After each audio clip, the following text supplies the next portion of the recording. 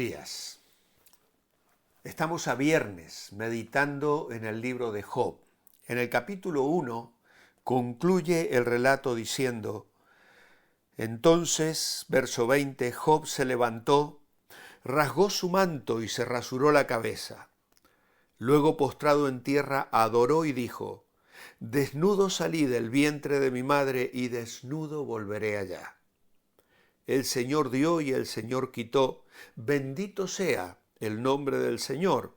En todo esto no pecó Job ni atribuyó a Dios despropósito alguno. Al leer el libro de Job contamos con información que los protagonistas de la historia no tenían. Job, el principal personaje del libro, pierde todo lo que tenía sin haber cometido falta alguna. Mientras lucha por entender por qué le está sucediendo todo esto, se hace evidente que no va a conocer las razones. Enfrentaría la vida sin respuestas ni explicaciones. Solo entonces se desarrollaría plenamente su fe. Debemos experimentar la vida como lo hizo Job, un día a la vez, y sin respuestas completas para todas las preguntas de la vida. ¿Confiaremos nosotros en Dios como lo hizo Job, sin importar lo que suceda?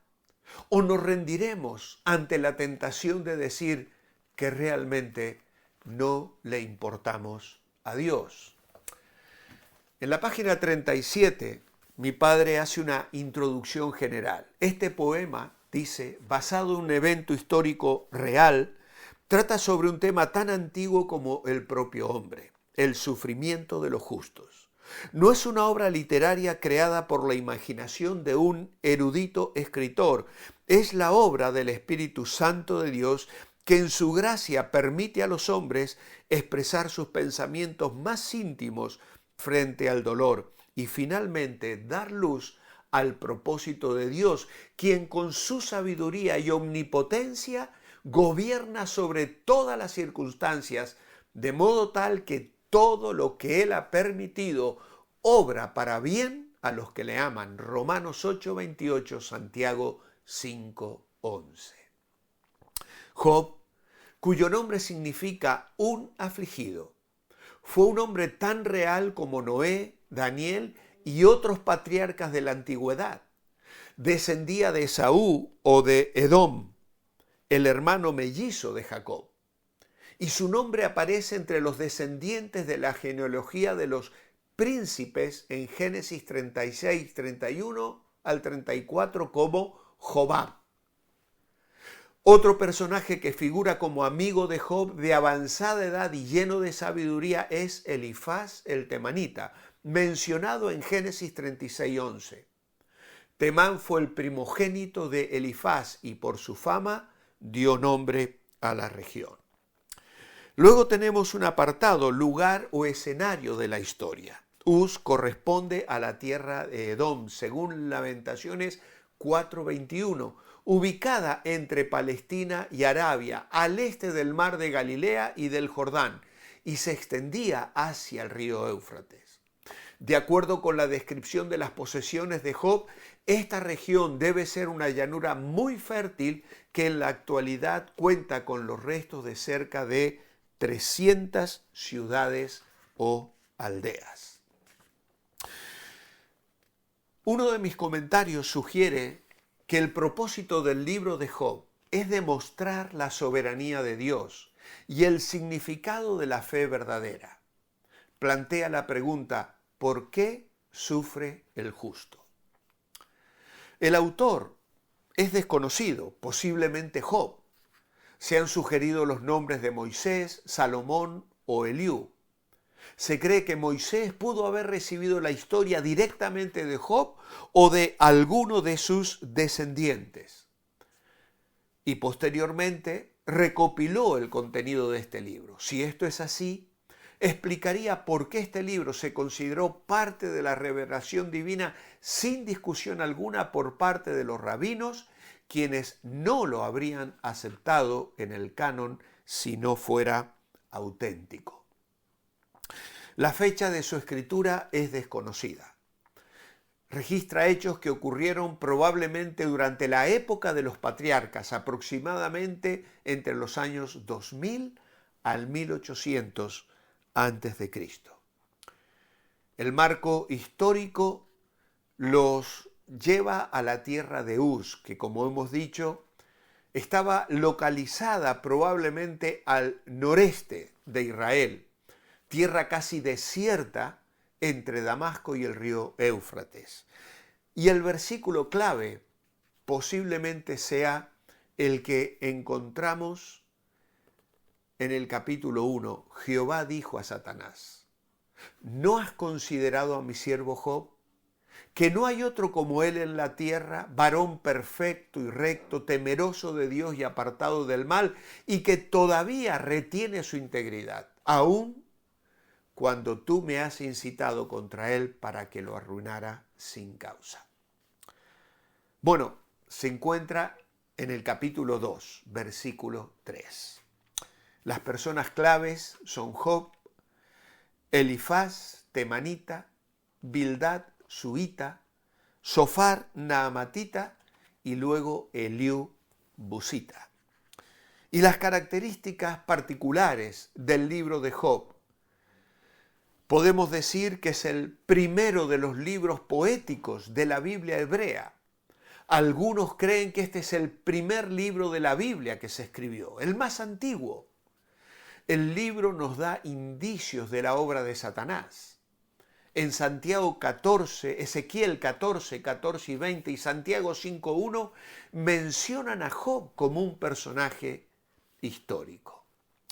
Y en la página 39, mi padre nos lleva al tema del libro y nos dice: este texto discute el más antiguo y actual problema del hombre, el sufrimiento. Se aborda bajo 3 enfoques distintos, considerando el conocimiento limitado de los hombres, sin importar cuán sabios sean por sus capacidades intelectuales, teológicas o la experiencia acumulada con los años. En primer lugar, el primer enfoque destaca que el sufrimiento puede ser consecuencia del pecado personal de aquel que está bajo la presión de la prueba. Cuanto más grave es el pecado, mayor es el castigo o sufrimiento. Las calamidades que le sobrevinieron a Job son consideradas como evidencia de la existencia del pecado, y la solución es confesarlo, apartarse del mal y buscar el favor de Dios.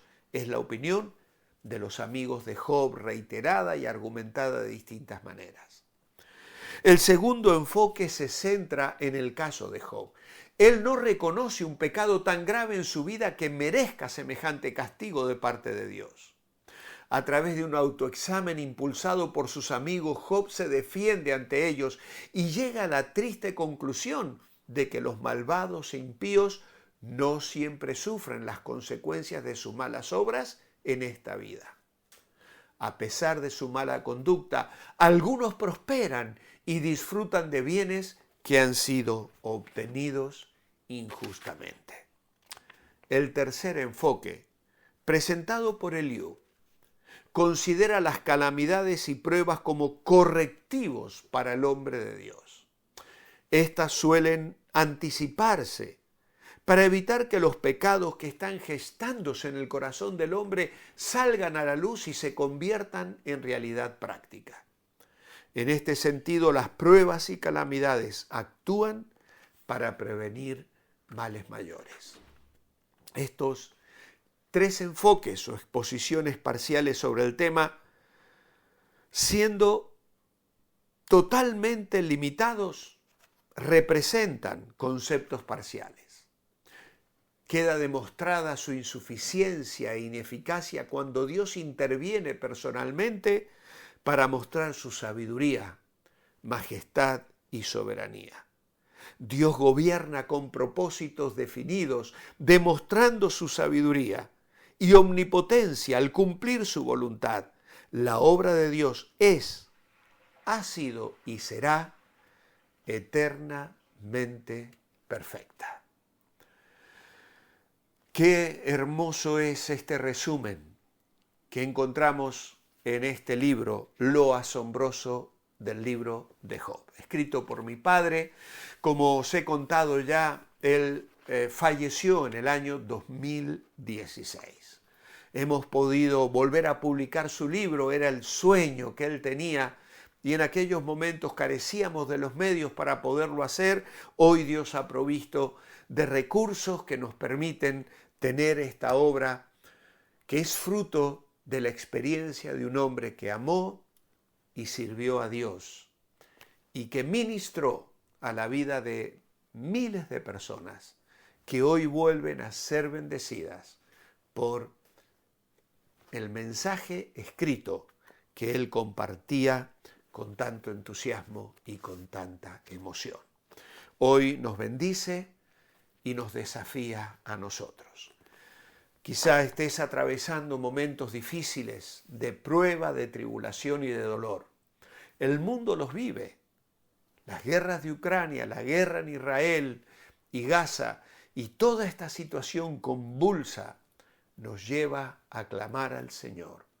Situaciones particulares de enfermedades, de conflictos en los hogares, nos sacuden permanentemente y nos llevan a levantar la mirada recordando que hay un Dios soberano al que le hemos entregado nuestras vidas y en Él queremos descansar completamente. La alabanza con la que terminamos los días viernes nos ha de recordar algo de esto e inspirarnos en la adoración al Señor en esta hora. Gracias, Señor, por tu amor, por tu palabra y por tu mensaje a nuestras vidas hoy.